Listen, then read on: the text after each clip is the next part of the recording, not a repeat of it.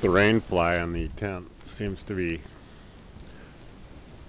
crushing into the tent. It's snowing really hard, so I just went out of the tent and came back in.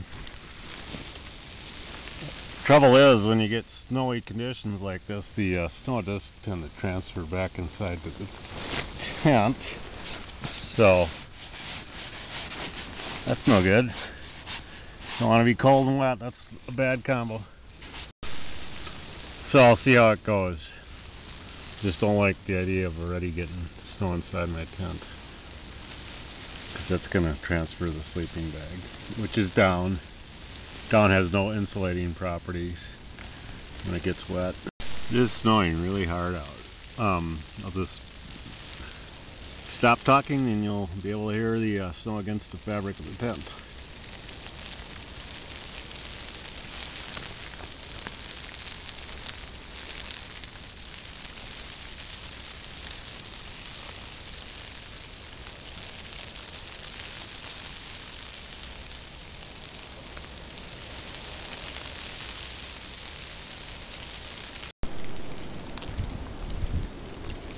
So I had my bit of fun, heading for home.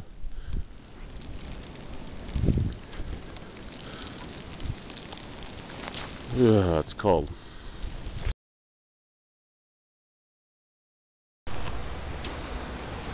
I'm gonna probably go ahead and melt the snow out of my tent so I don't rip the fabric. There's a lot of stress on that thing right now.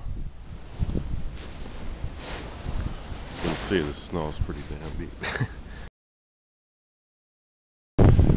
I used a snow shovel and I trenched around my tent. I just was a little worried about all the weight on the fabric